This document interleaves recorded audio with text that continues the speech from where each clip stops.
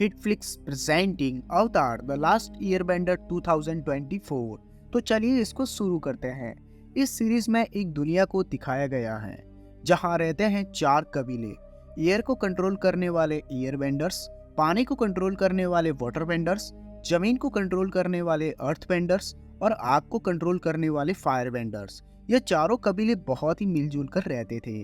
पर फिर एक दिन फायर किंगडम ने इन सब पर हमले करने शुरू कर दिए। वो लोग पूरी दुनिया पर राज करना चाहते थे, क्योंकि दुनिया में शांति बनाए रखने वाला एक इंसान जो चारों एलिमेंट्स को कंट्रोल कर सकता था, वो था अवतार। और अवतार अभी तैयार नहीं है। एक 12 साल के एयरबेंडर एंग को अभी नहीं पता कि वो एक अवतार है। एंग को एयर बेंडिंग तो बहुत ही अच्छी तरह आती है, पर उसे बाकी एलिमेंट्स के बारे में अभी कुछ भी नहीं पता। उसके दोस्त ग्यात्सु उससे कहते हैं कि तुम्हें अभी बहुत कुछ सीखना है, इसीलिए ट्रेनिंग से मत भागो। पर आज ग्रेट कॉमेट फेस्टिवल है, तो उनके यहाँ दूर दूर से एयर नॉमेट्स आए हुए थे। एंग उन सबसे मिलने चला जाता है। वहीं दूसरी तरफ सभी बड़े बड़े एयर बेंडर्स ने बात की कि अब वक्त आ गया है एंग को उसकी सच्चाई बताने का, क्योंकि फायर नेशन से लड़ने के लिए उन्हें अवतार की जरूरत पड़ेगी। ग्यात्सु ने उन्हें समझाने की कोशिश की कि एंग अभी बहुत छोटा है और वह इतनी बड़ी जिम्मेदारी नहीं उठा सकता।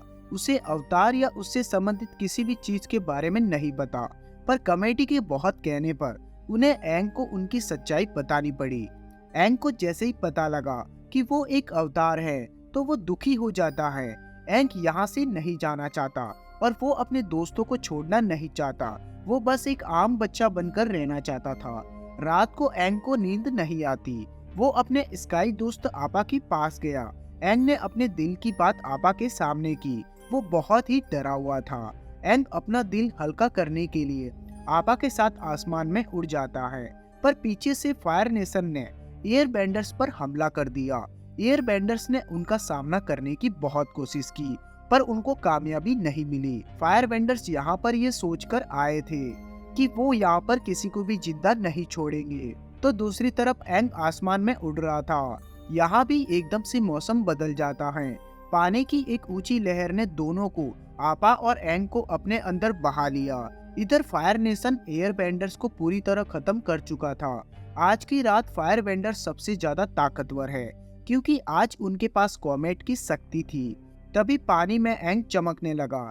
सीन शिफ्ट होता है और एक बर्फीली जगह को दिखाया जाता है। यहाँ पे एक लड़की कटारा छुपकर वाटर बेंडिंग कर रही थी। कटारा का भाई सोका यहाँ का लीडर है और वो कटारा को कहता है कि अगर फायर नेशन को तुम्हारे वाटर बेंडिंग करने के बारे में पता लग गया तो वो तुम्हें नहीं छोड़ेंगे। दरअसल फायर नेशन के डर से अब यहाँ पर कोई भी वाटर बेंडिंग नहीं करता। तभी कटारा और सोका की बोट एक पानी की लहर के साथ तेजी से बहने लगती है और वो दोनों एक ग्लेशियर पर जाकर रुकते हैं। यहाँ पर एक बड़ा सा बर्फ का गोल टुकड़ा था जो एकदम से ब्लास्ट होता है, जिससे तेज रोशनी निकलती है। और इसी रोशनी को पास में आ रही फायर नेशन की एक शिप में बैठा जूको भी देख लेता है। तभी रोशनी से निकलता है एंग और वो वहीं बेहोश हो जाता है।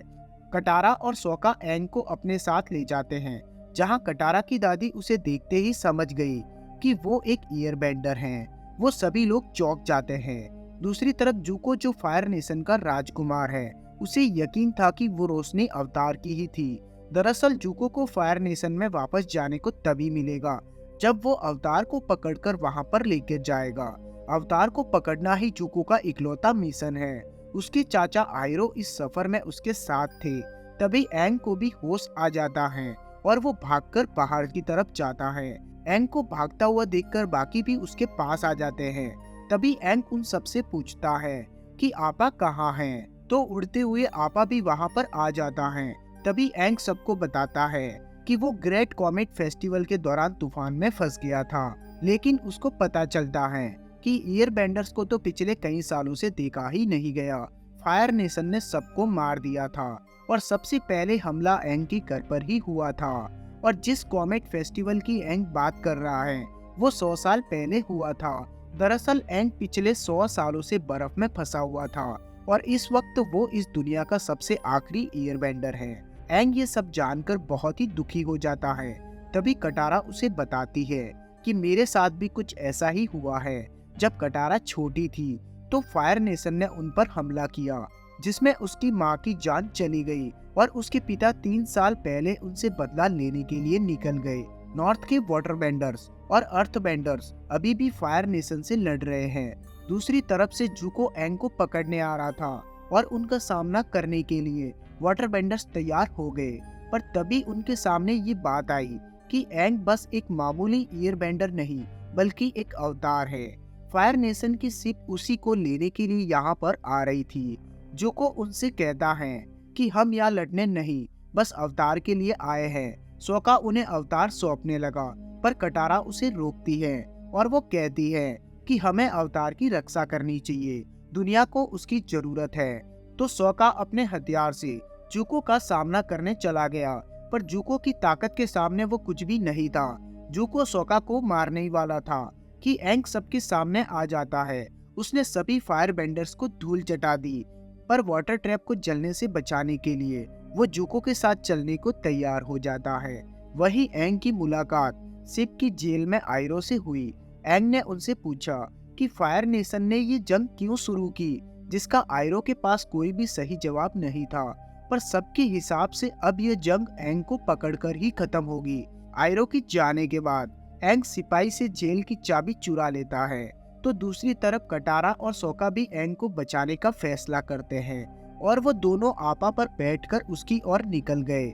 शिप में एंग जुको के कमरे में पहुंचा, जहां उसे एक किताब मिली जिसमें सभी अवतारों के बारे में लिखा हुआ था। एंग सबसे बचते हुए शिप से उड़कर भागने लगता है। तभी जुको ने उस पर हमले भी किए, पर जब वो गिरने लगा तब कटारा और सोका उसे बचाने आ गए।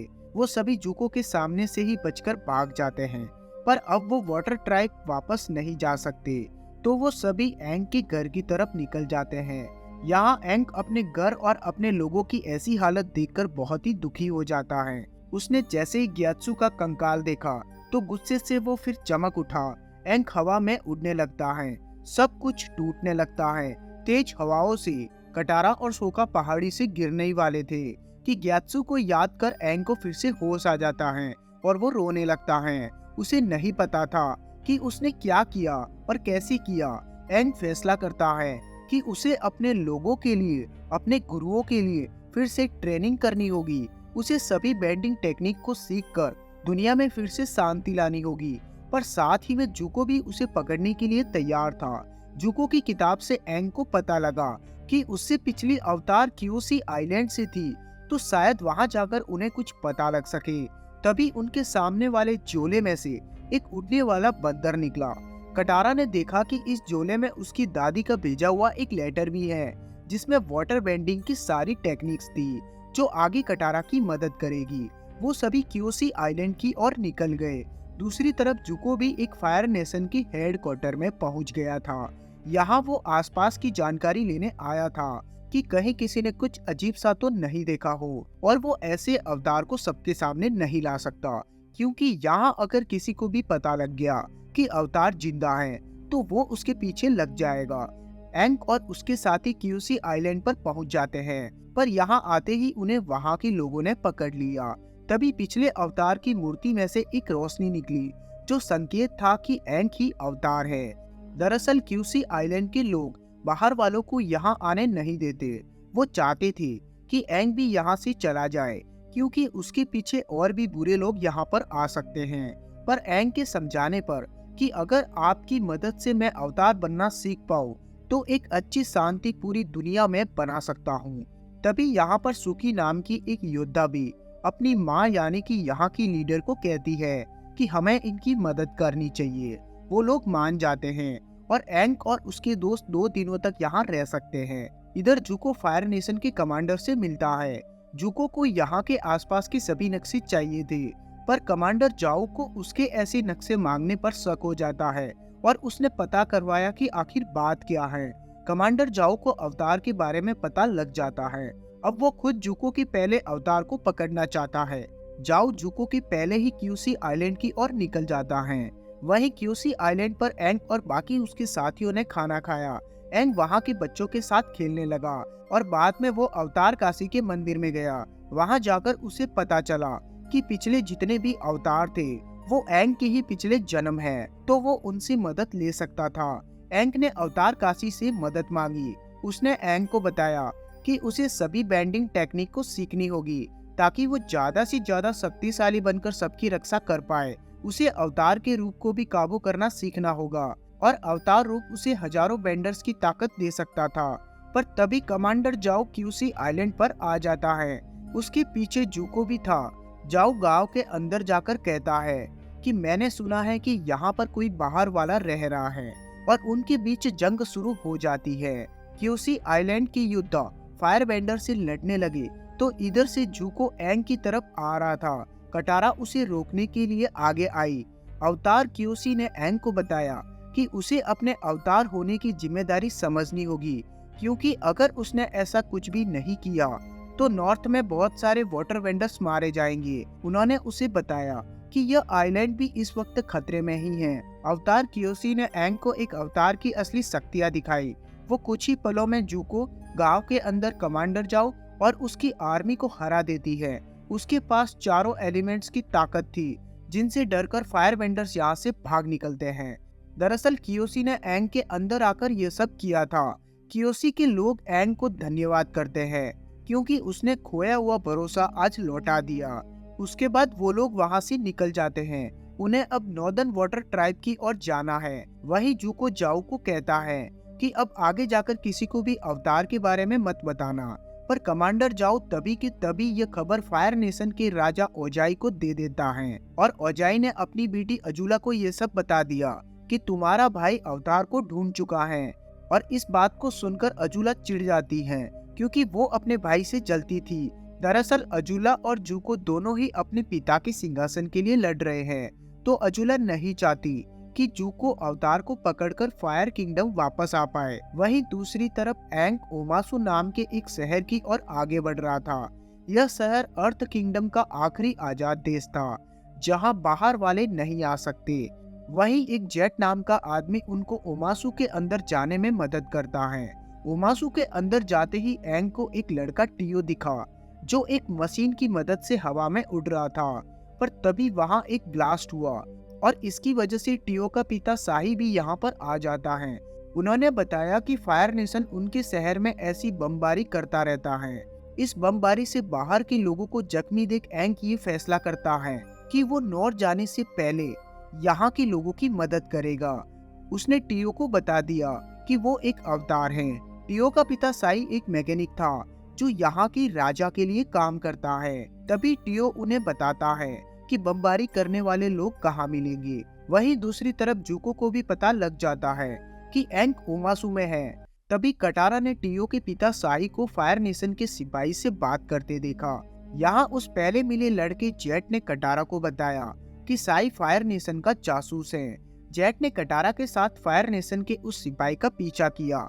जेट के बाकी साथी मिलकर सभी फायर नेशन के सिपाहियों को मार देते हैं। जेट के साथियों का एक बड़ा सा ग्रुप था जिसमें ज्यादातर लोग अनाथ हैं और वो सब अपने आप को फ्रीडम फाइटर कहते थे जो ओमासु में घुसने वाले फायर नेशन के लोगों को मारते हैं। इधर एंग टियो के साथ बमबारी करने वाले ठिकानों पर पहुंच जाता है और यहाँ पर एंग को कुछ ऐसी चीजें दिखी जो फायर नेशन के लोगों की नहीं बल्कि जेट की थी। वो भागकर ये सब अपने साथियों को बताता है, पर कटारा ने कहा कि नहीं, बमबारी के पीछे जेट नहीं साई है। कटारा और सोका इस चीज को लेकर आपस में लड़ने लगे। कटारा गुस्सा होते हुए जेट के पास गई और यहाँ पर उसे पता लगा कि जेट ने उस मैकेनिक साई के सामान को बम में बदल दिया है जो लेकर वो महल की तरफ जा रहा था। जेट बम की सहायता से साही और यहाँ के राजा को मारने वाला है। कटारा को ये बात समझ में आ गई कि यह बमबारी जेट ने ही की थी और वो एक बुरा इंसान है। उसने ये सभी अपने साथियों को बताया, पर तभी वहाँ जूको भी आ गया। एंग और जूको आपस में लड़ने लगे। कटारा और सोका महल की ओर बढ़ते हैं ताकि वो बम को फटने से रोक पाए। वो लोग यहाँ से छुपते हुए महल तक पहुँचते हैं। कटारा ने पानी की मदद से बम की तरफ आ रही आग वाली तीर को बुझाया, पर इधर जैसे ही एंग और जूको की लड़ाई में जूको ने आग का इस्तेमाल किया, वहाँ अफरा तफरी मच गई। अर्थ किंगडम के सिपाही कहीं जूको को ना पकड़ ले, इसीलिए आयरो खुद उनके सामने आ जाता है। सिपाहियों ने आयरो को पकड़ लिया। जूको बचकर यहाँ से निकल जाता है। एंग भी यहाँ पर अर्थ बेंडिंग की आग को बुझा रहा था, तो सिपाहियों ने उसे भी पकड़ लिया और उसके बाद एंग और आयरो दोनों को जेल में बंद कर देते हैं। आयरो के हिसाब से अर्थ बेंडर्स उन्हें कड़ी से कड़ी सजा देंगे। एंग को अपने एक दोस्त भूमि की याद आई, जिससे मिलने वो पहले यहाँ पर आया करता था। तब यहाँ का माहौल बहुत ही अलग था, पर आयरो उसे बताता है कि यह सालों से चलती आ रही जंग का नतीजा है।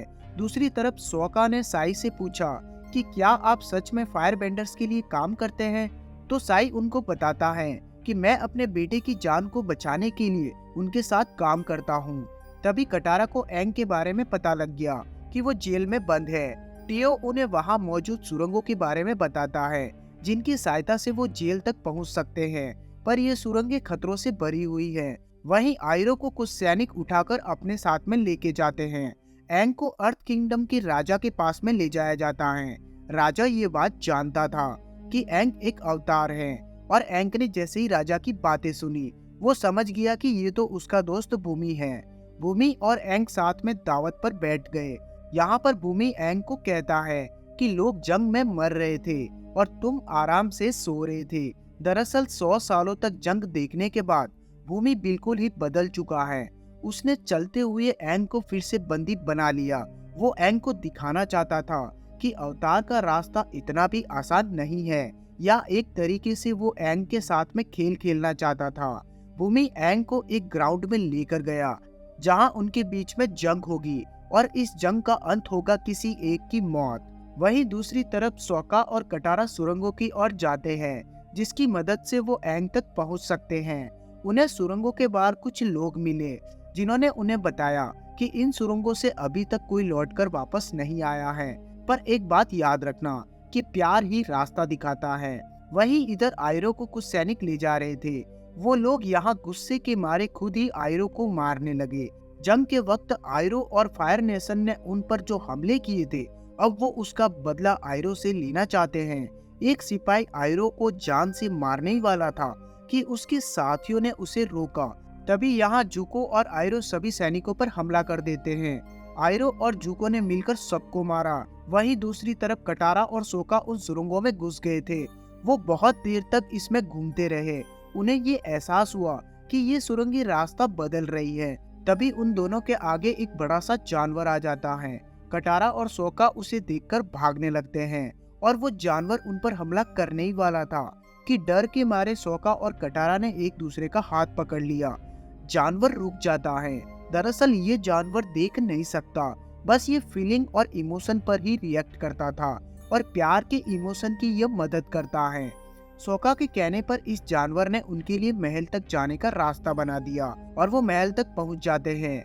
वहीं महल के अंदर भूमि एंग पर हमले किए जा रहा था। वो इस बात से गुस्सा है कि जंग के वक्त एंग उन्हें छोड़कर चला गया। ना उसने अवतार होने का फर्ज निभाया और ना दोस्त होने का।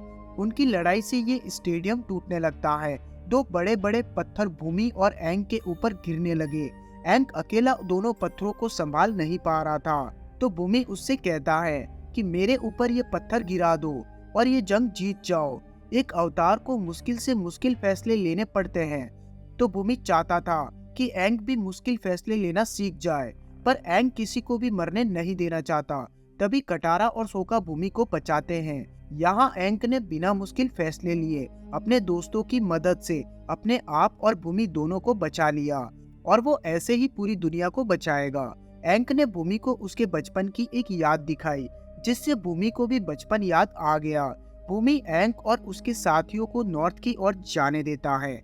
वही जूको भी आयरो के साथ में यहाँ से निकल जाता है, और इसी के साथ में ये पार्ट 1 यहीं पर खत्म हो जाता है।